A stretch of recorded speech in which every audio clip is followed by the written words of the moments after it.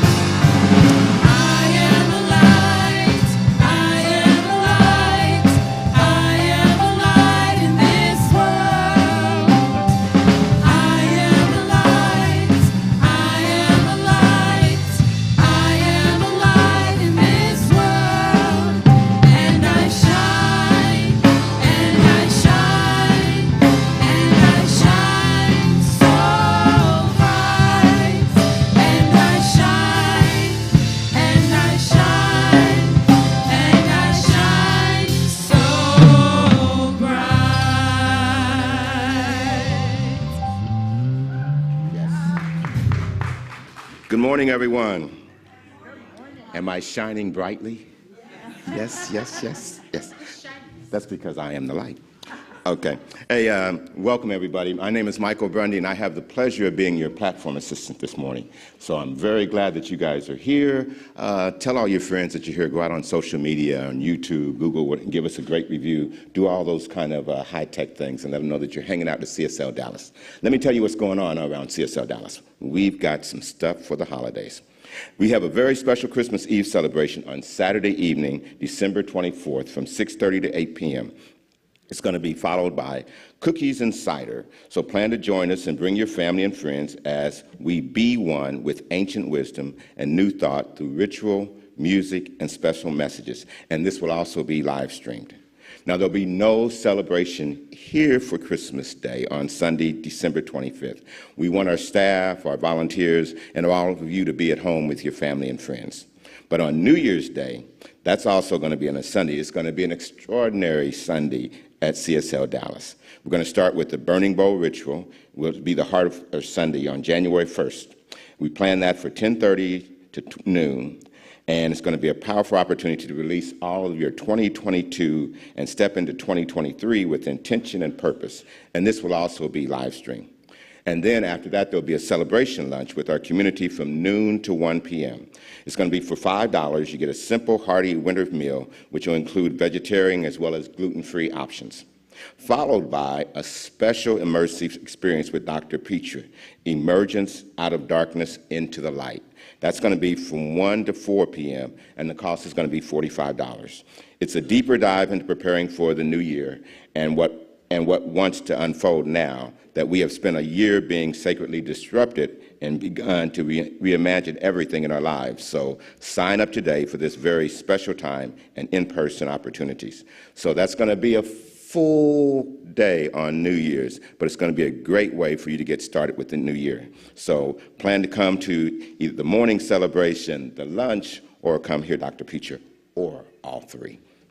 Now, second, we've got two great envisioning and creative, we have two great ways to envision and create something new in 2023. First is the art of visioning on New Year's Eve. If you're looking for a fun and creative way to celebrate New Year's Eve, join our own Ryan Brown as he hosts a special event on December 30th. It incorporates meditation, visioning, and hands-on creativity. It's limited to only 20 people so that we can have enough space to be hands-on and creative. So it's also going to be a great exercise to set an intention for the new year and bring to the Burning Bowl experience that's going to happen on New Year's Day. So sign up by going to the events page for December on csldallas.org. The second you can create a new vision for your life through the spiritual practice of visioning. Our first course of 2023 begins on Monday, January 23. In this 4-week course, join practitioner Carol Merlot to learn and experiment with the powerful process of visioning. It's a spiritual technology developed by Dr. Michael Beckwith. This course explores this key practice called visioning and how to apply it in any area of your life. This is not a class about setting goals and creating checklists, but something much deeper. To find out more and get registered, visit our education section on csldallas.org. So take your pick. A creative evening, an immersive afternoon, a deepening course to learn a new spiritual practice, or dive in and take all three. All are designed to get 2023 going with intention, joy, and spiritual connection. Now, if you're new to CSL Dallas, you can sign up to receive inspirational texts, emails, and about upcoming events and other invitations so that you can always stay in the know. And you can do that by going to filling out the connection card, which you can find at the welcome table across the breezeway, or if you're online, you'll be seeing a link being posted right now in the chat. So stay connected with CSL Dallas by following us on social media. We are always sharing awesome things going on each week on campus as well as online. Wherever you've been, whatever your path you've walked, and whatever background you come from, you are welcome here. We love being in community together. Now, let's get grounded as we join our music team and our practitioner to go within.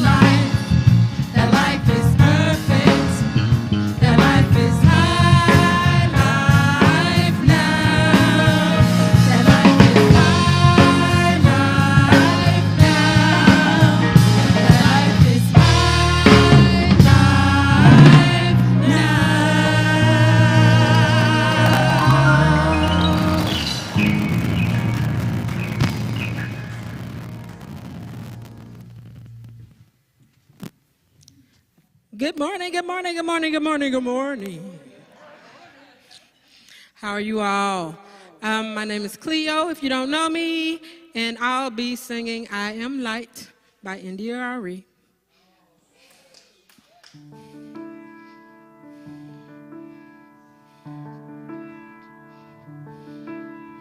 I am light, I am light.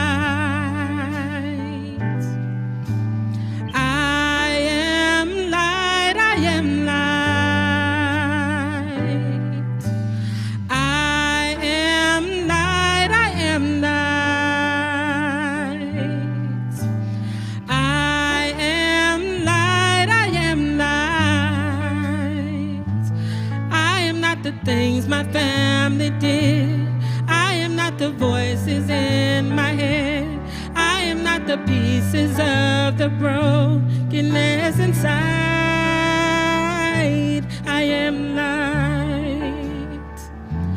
I am light. I am light. I am light.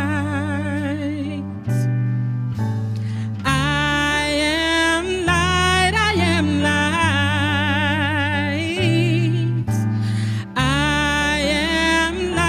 I am light. I am light. I am light. I am light. I'm not the mistakes that I have made or any of the things that cause me pain. I am not the pieces of the dream I left behind. I am light. I am light. I am light. I am light. I am light. I am light. I am not the color of my eyes. I am not the skin on the outside. I am not my age. I am not my race. My soul inside is all light. All light.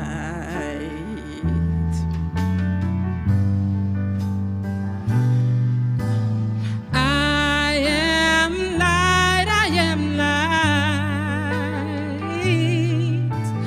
I am light. I am light.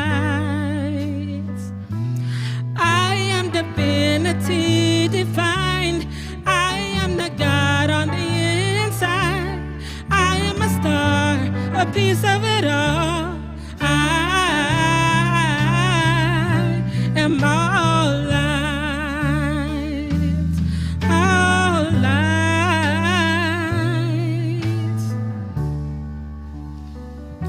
It's all light. I am light.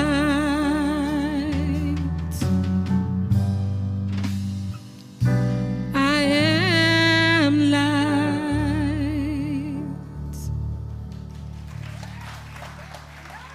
Beautiful. Thank you so much.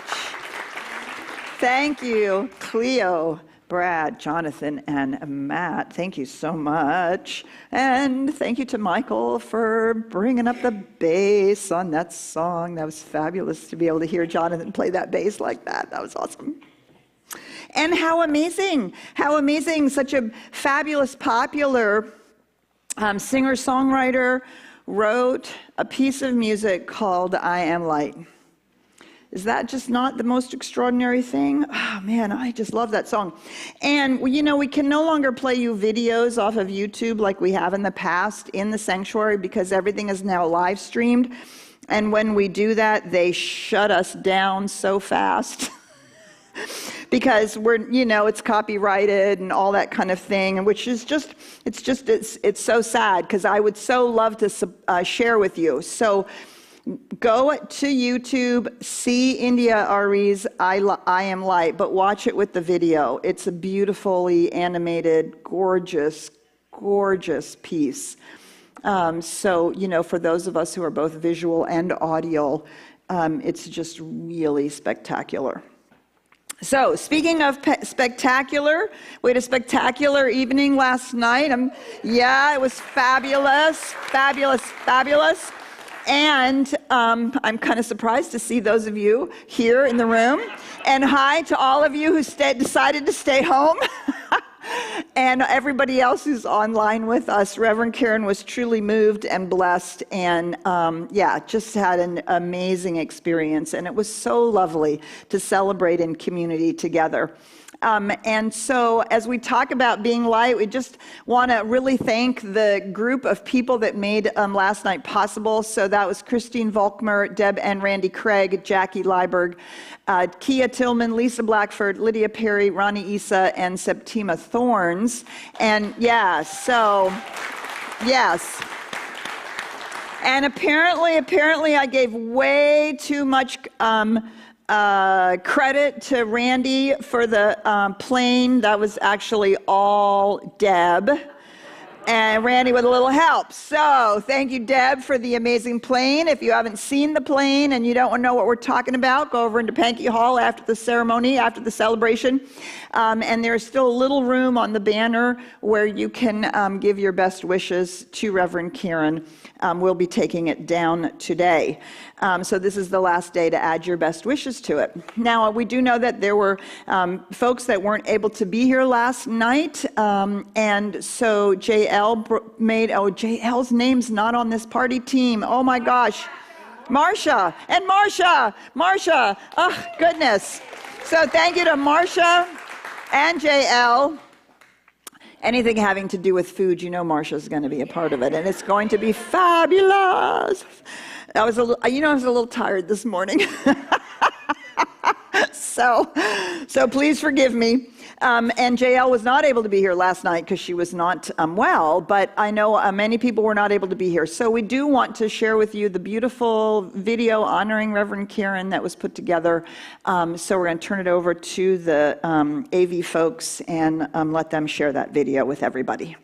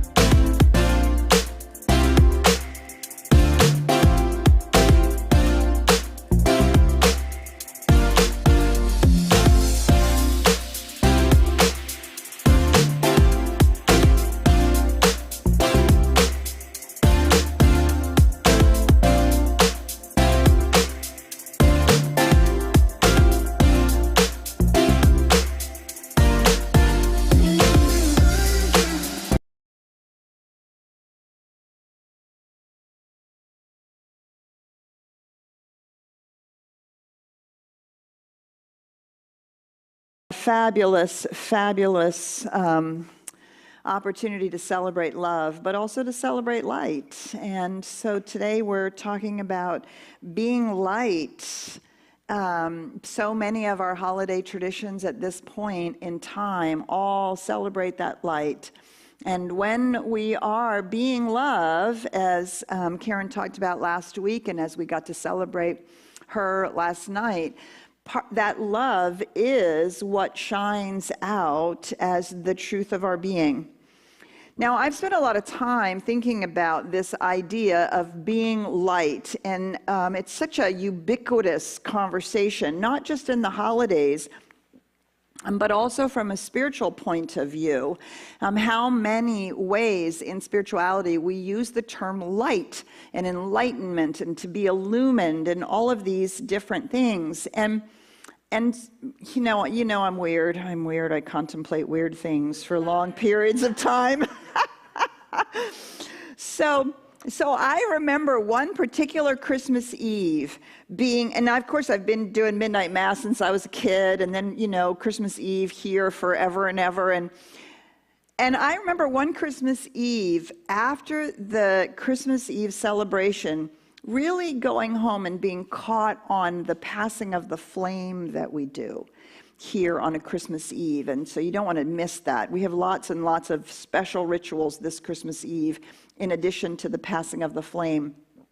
And I don't know why it had never occurred to me, but when you pass the flame through all the candles in a community, do you know that the original flame is never diminished? Like, how does that work?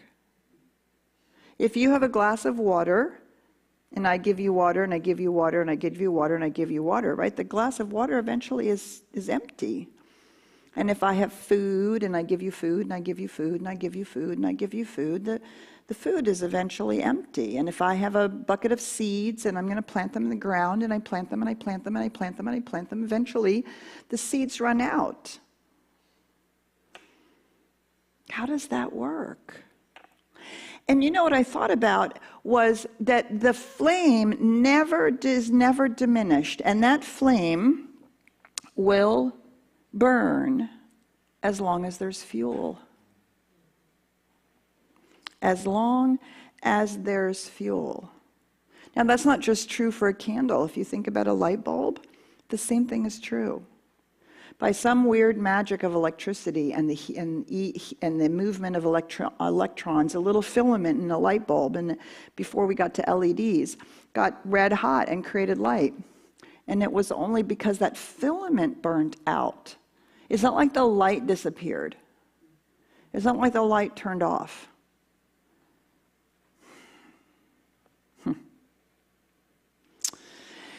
So I thought about telling you a story today, and I couldn't find one that spoke about how I imagine this. And so I started writing a story, and it became really long. Started out, once upon a time, there was a woman in search of enlightenment. And so in this search of enlightenment, she received the gift of flame. And she decided to take it home, and all the way home, she kept being asked to share the flame. And I was going to tell you all the ways in which somebody asked her to share the flame. And I thought, we'll never get anything done if I do this story. But then I realized that this is the story of our spiritual awakening. Every time as we become more light and we are awakened a little bit more, there are those around us in need of that awakening, in need of our light. And sometimes we don't want to give it. Okay, I'll speak for myself. Sometimes I don't want to do it, and I don't want to be conscious, and I want the other person, could they just figure it out for themselves, or whatever it is, right? I was telling this story earlier in the Science of Mind class. My son and I were having a conversation the other day, and he said, why do I always have to be the reasonable one? And I said, that's because you're becoming a grown-up. Part of spiritual maturing, right, is that we're the ones who get to be the conscious people in the room. And sometimes that is so annoying as other people are not being conscious and they're having their temper tantrums or they're behaving poorly. And we're asked to be the love and we're asked to be the light. And yet, what I know from my own life is that as I have been asked to bring the flame, to bring the light to the situations, it does in fact make a difference. And more importantly, I don't know, maybe not more importantly, maybe as importantly, I like who I am when I'm being conscious. I have to make a whole lot less amends. I have to clean up a whole lot less messes. And I actually feel like I'm bringing light to a situation, right? And it's only my belief that I'm going to run out of fuel that causes my own light to dim. And yet, if we know that we're the individualized expressions of the one infinite reality, of course, the fuel is the very light that's passing through us, as us, into the world. It's only my belief that there isn't enough fuel that I'm not able to be the light. And we're going to talk about that because we mix and associate our energy with our light, which are actually two different things. So, be the light. That's be light. That's our topic today. Last week was be love. Today is to be light. And to think about all the ways in which we use this term regularly and spiritually, not only in terms of enlightenment, go to the light, see the light, but we also talk about it as being in the light. We talk about people who are radiant with light. They glow. We talk about people who are brilliant like a light with their vision or their intellect. We say, lighten up, get a little bit more light, right? Don't be so serious, don't be so heavy. We invite ourselves and others to see the light. There's so many ways that we are constantly talking about this idea of light. And in a lot of our art, in our shamanism, with the saints, right? People who see auras, all of that is the recognition that there is light forever emanating. It's not only emanating and moving through all of life, right? They have now actually recognized that the human body, as all bodies, but we're always so enamored by ourselves, right? The human body, does in fact have its own bioluminescence. Maybe not like a bioluminescent jellyfish or worm or that phosphorescence that you see in the sea, but you can identifiably measure and take photographs of the bioluminescence of our biology, of our physicality. And all of that bioluminescence comes from one place.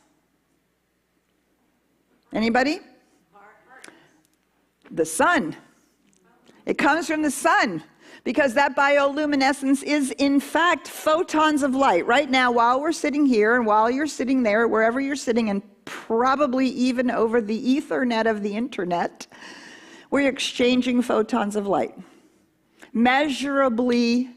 Scientifically measurably exchanging photons of light. Why? Because we are eating sunlight every day. We're eating sunlight because when we eat animals and plants, we're eating the sunlight that the plants have converted into sugar and energy. All of our nutrition eventually makes its way to the root, which is a plant that is converting sunlight into sugar. So we are always eating light. Now, I'm going to share a few things from this fabulous book that I was reminded about. In The Luminous Life by Jacob Lieberman. The Luminous Life, How the Science of Light Unlocks the Art of Living. Thank you, Sherry Wood, for reminding me of this fabulous book. And Ryan reminded me that we actually had him here as a speaker, probably 10 years ago. Highly, highly recommend it. the luminous life. So we want to begin. I'm going to read a few things from this book to you because they are mind-boggling. So first of all, this guy spent 30 years being an optometrist. That's his background, being an optometrist and working with people's vision. And out of that and his own personal development and spiritual growth, he began to see how vision and light work together. So, and how cleverly I don't have my glasses. This could be a problem. So, he quotes Albert Einstein. Albert Einstein wrote to a friend, "For the rest of my life, I will reflect on what light is." He confessed that he spent 50 years of consciousness broadening, trying to understand the nature of light, and was no closer to understanding it than he had been when he started.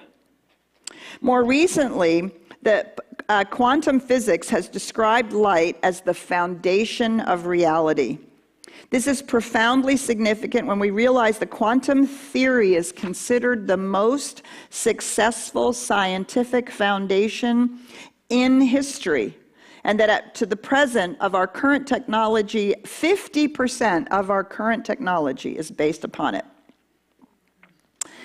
According to the physicist David Bohm, light is energy and is also information, content, form, and structure.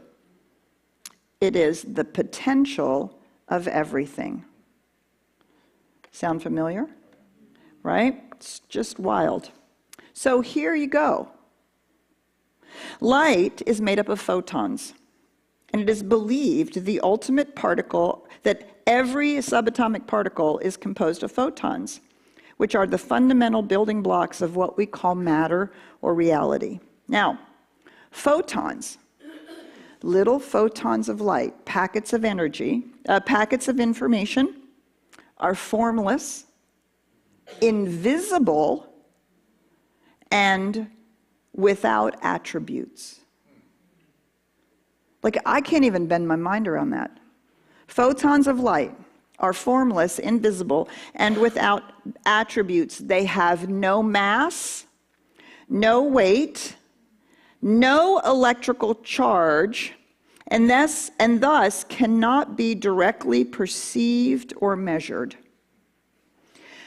And yet research has shown that we ourselves can see out of the corner of our eye an individual photon of light and will respond to it, not knowing that that's what we're responding to.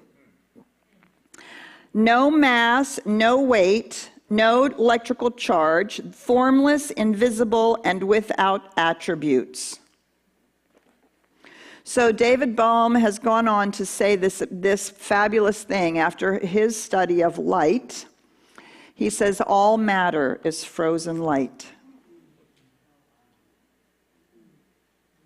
Not unlike Albert Einstein's E equals mc squared, which he also quotes as another way of perceiving that all matter is frozen light. What is just as important, however, is how life or matter can once again become light. So, if all matter is frozen light, what if the way in which we see light, the way in which we see matter, the way in which we see our lives, the way in which we engage in our lives returns matter back to light? We don't look at light because we can't actually see it.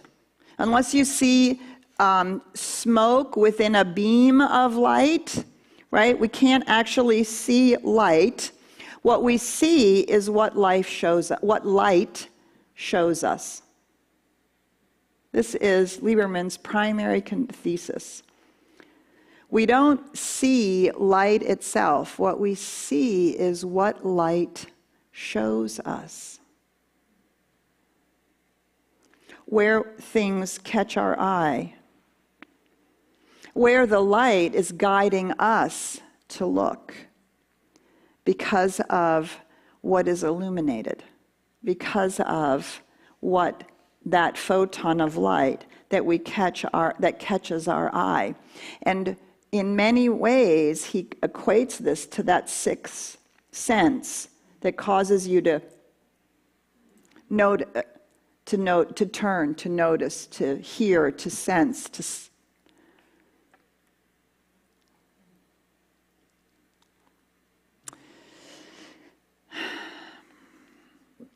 because light is so hard to see, and because what is happening is the possibility that light itself is wanting to catch our attention. He has some really interesting things to say then about the intelligence of life, inviting us to become present, to be present to what is going on, to be present to the experience of reality that is happening. So he goes on to say this. Despite popular belief, attaining presence is not about thinking or trying to be here now. Rather, it is a naturally occurring state that arises when our eyes and mind, triggered by light, focus on the same place at the same time. Our eyes and our mind. In response to light's invitation and guidance, our eyes begin an intricate dance of aiming, focusing, tracking, and teaming. When light first awakens us, our eyes are toward its emanations, focusing on what's there. Though we often relate presence to attention, it has no tension associated with it. It is not a forced, voluntary presence of selecting one aspect of our environment to focus on while ignoring others. Presence is an involuntary response to the invitation by life's intelligence, pointing us towards our most amazing potential. Light is life's invitation, guiding us to be present. It's not a forced thing.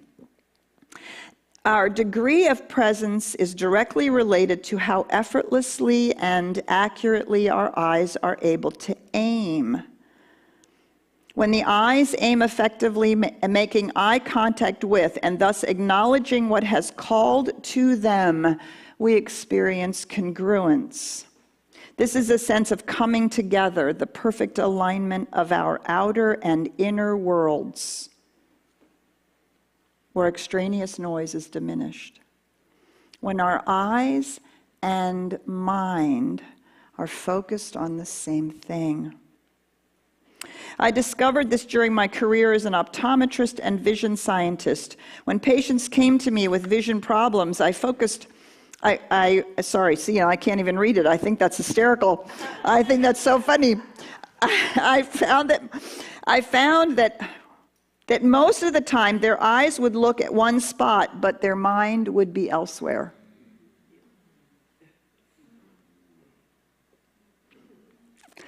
I hear a lot of recognition in the room.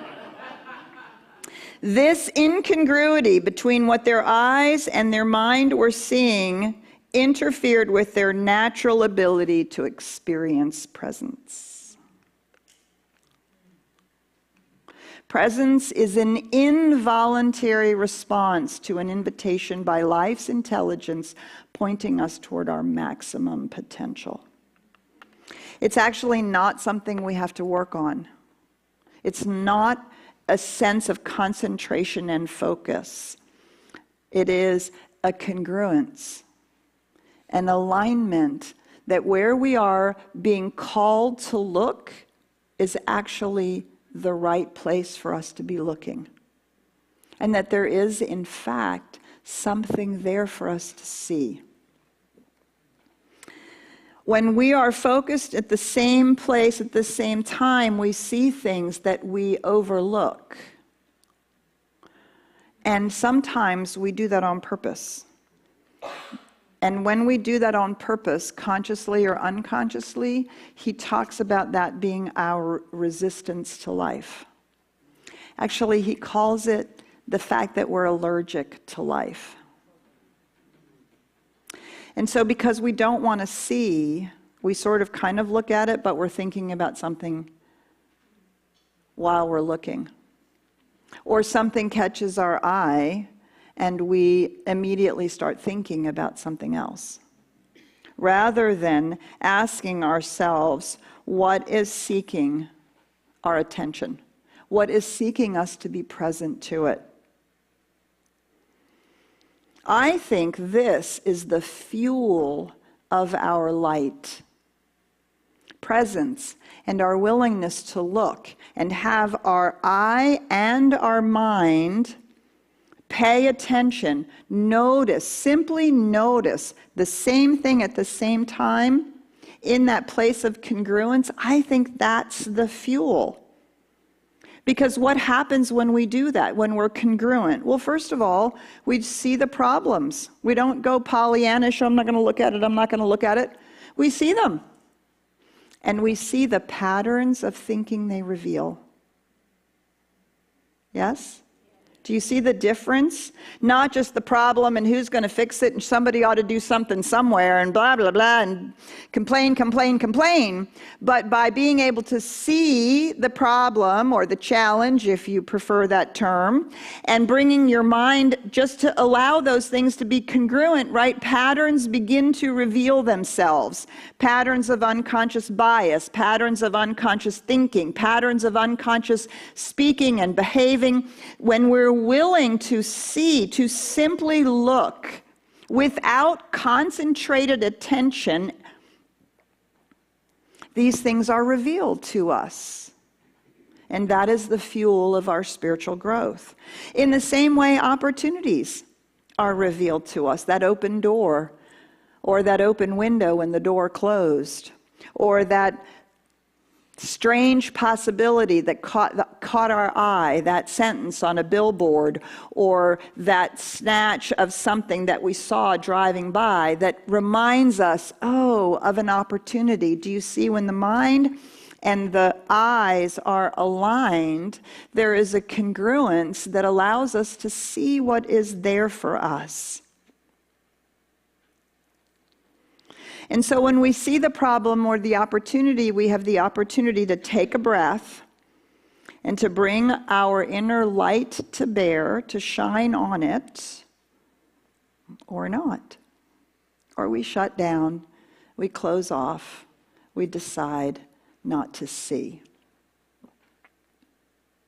All of this is, I think, the curriculum for our growing. And it is the fuel that allows our light to not only shine more brightly, but it is the thing that allows us to share our light as we become aware, as we have new ideas about the challenges, as we see opportunities. And of course, we don't live in a vacuum. It's not just my life.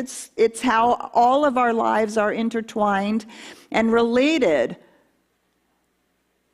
And we see these things in a new way.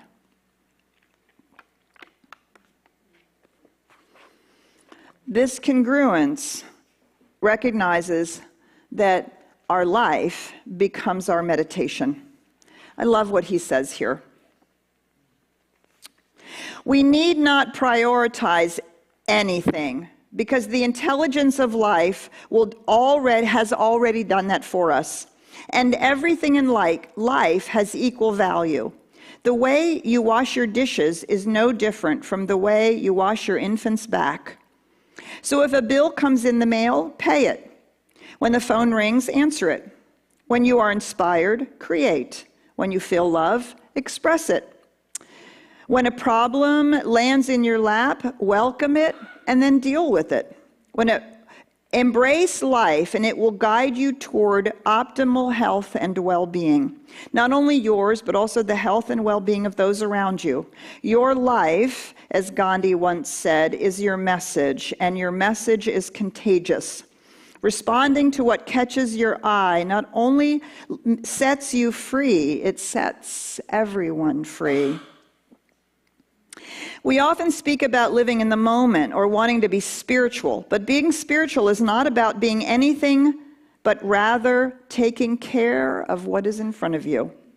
Recognizing that your life is your meditation. With clarity, we become ordinary, simply taking care of whatever comes before us. Following this process, we develop a knowing that whatever shows up, we will in fact meet. Do you see? There's something so profound about this idea that light isn't just this enlightenment that only certain people can achieve because they've sat in a mountaintop or because they've become well-versed in some spiritual tradition or because they meditate every day.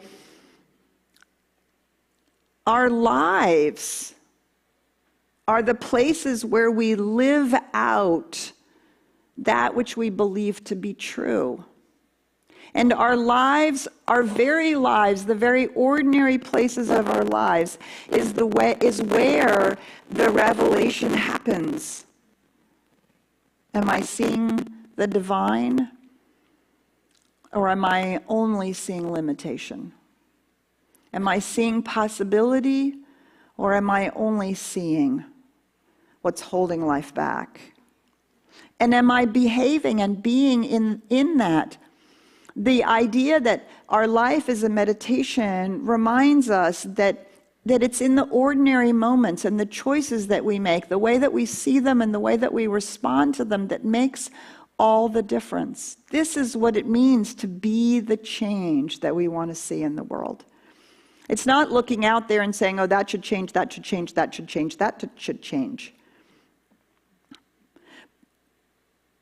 It's when we see our own work, our own life as a meditation, that then when we see the thing that catches our eye and calls to us in the world, do you see?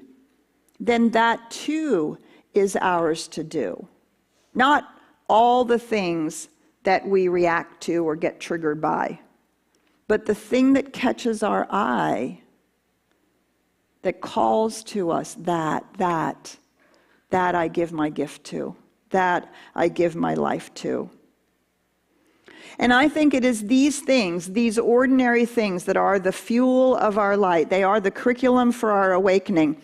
It's an opportunity to practice living from the spiritual truth and with that spiritual vision. It is an opportunity to be present, to pay attention to whatever is in front of us, and not feel as though we are constantly trying to manifest something in the future. Although we do that as well, we have the end result, but then we have to walk the path.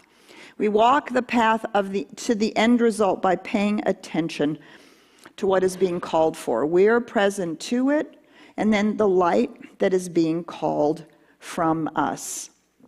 So this paying attention is the same quality of paying attention that we learn in the practice of meditation, right? It's the witness quality of meditation, of noticing and paying attention, not the analytical, which often falls into the critical way of paying attention. Do you see the difference? This is, right, it's simply allowing it to be illuminated and to see what is being called for. This is never-ending fuel for our spiritual awakening, and it's never-ending fuel for our light. I think that's why they call it insight. When we have the insight, we can see into the spiritual truth. And this is the fuel for us to be light in a situation, to be the light that's being called for in a situation, to see into the heart of it. And you've heard me talk about the double vision, spiritual double vision. One eye on the human condition, and the other always focused on that spiritual truth, that spiritual reality, which is in the heart of whatever's going on. Amanda Gorman says this: there is always light, if only we're brave enough to see it. If only we're brave enough to be it. Yeah. And it certainly does call for bravery to answer the call of the thing that is causing us to pay attention, which can be the irritant, the thing that we've been putting off, the thing we've not wanted to do, the thing we've been procrastinating about. Do you see, when we simply do what catches our eye, what our eye falls on, the light is guiding us, just when we take care of it, all of that vanishes. All of the ways in which we sabotage ourselves, keep us from our greatness, keep us from following our bliss, keep us from giving our contribution. All of those vanish if we will simply allow the light to guide us to that which needs to be done in the moment. Do you see?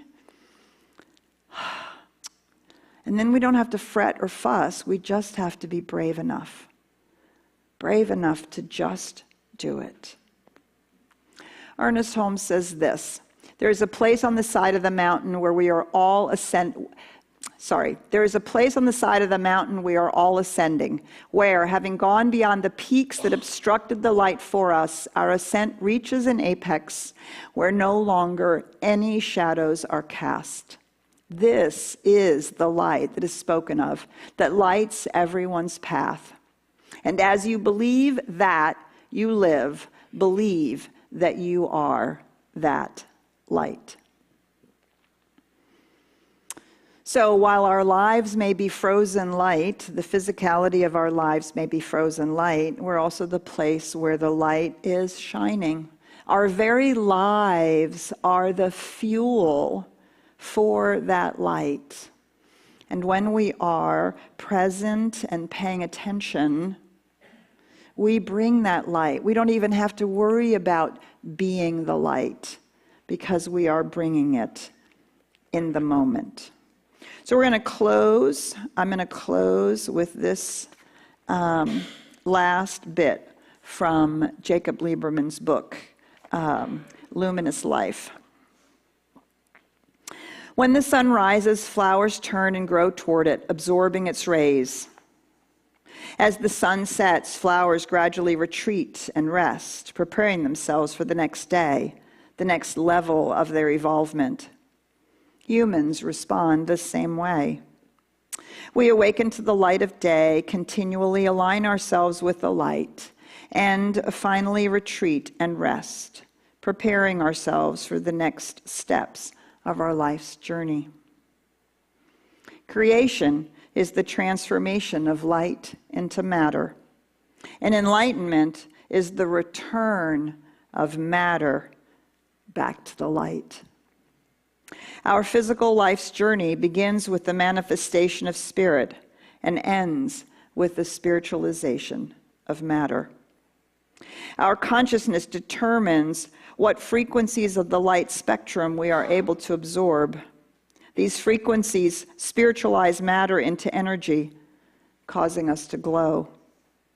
As consciousness expands, so does our glow.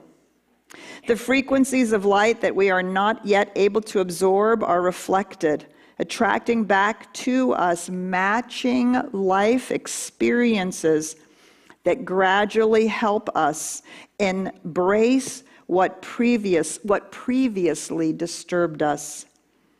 And when we are able to absorb the entire spectrum of light, we disappear. And what remains is a holographic focal point of the sun. And so it is.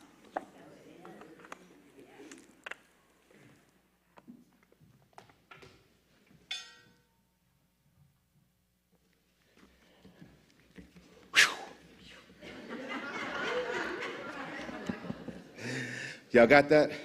Okay. Lesson 1, when listening to Petra, when she says, "Do you see?" she's highlighting something, okay?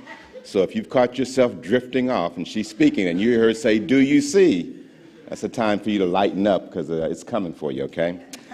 I really appreciate your lessons, Petra. As the greeters come forward, let me put on my glasses so I can see. I'm not like Petra, I got mine. I know about that. So now it's time to support our community, so please give generously. As we move into the holiday season, we invite you to give generously to the work of CSL Dallas, knowing that as you give, the law of circulation multiplies that gift to you and to so many others. So let's begin by affirming our abundance together. Today, I bless everything and expect good manifest.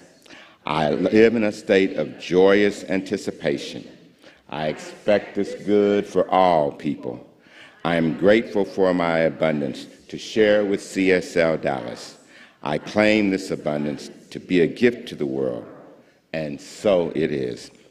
If you're online, please use the QR code or text give or go to cslDallas.org/give. If you're here on campus, you can do the same or just drop your gift in the basket as they're coming around. Now, are you someone who's deeply kinesthetic or musical, or maybe someone who prefers doing and experiencing as the way to heal and grow? Then here are 3 amazing events in January designed just for you. Qigong, if you have not had a chance to take Qigong classes with a certified Qigong instructor, Michaelin and Rosen, then you are in for a treat this January. Every Monday in January, starting on the 9th, you will have an opportunity to enhance your qi, your life force energy. These are fun and simple exercises that you can learn and take home with you. Also on the 9th, you can sign up for the 100-day challenge that begins mid-month. This challenge comes with additional videos and other material that you can use to help take your practice to the next level.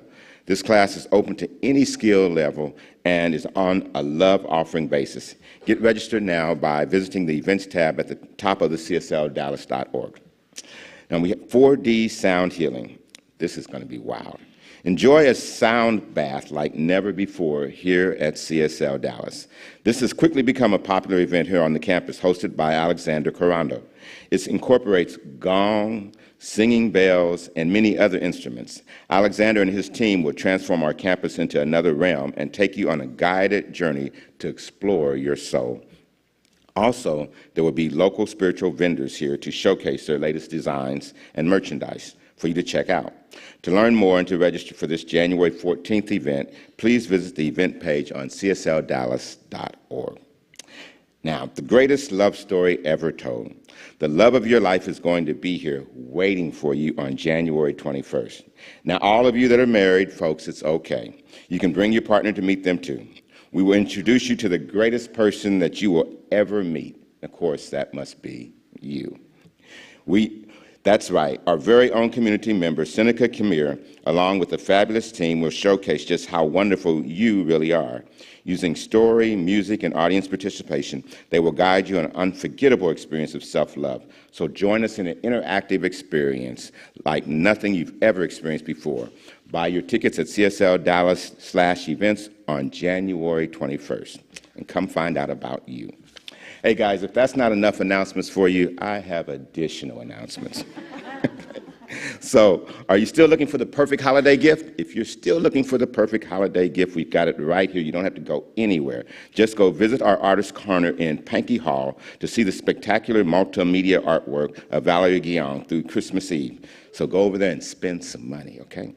Now, are you handy with a hammer? Do you love repair and do-it-yourself projects? Well, the facilities teams is seeking members to help maintain our beautiful 25,000 square foot campus. See Brianna in Pankey Hall today to learn more and sign up, or email info@CSL Dallas with your interest in this fun behind-the-scenes team. Now, that's all of your announcements, but I have one more. Our spiritual coaches are standing by directly after this celebration to support you and empower you no matter what you are facing. It's in person across the breezeway, but if you're online, there's a Zoom link that's being put in the chat right now. So remember, you don't have to go it alone. You can create your next great work or heal your body and mind. Our spiritual coaches are here for you. So join us for coffee and snacks across the breezeway. Now, let's sing our celebration and get out of here.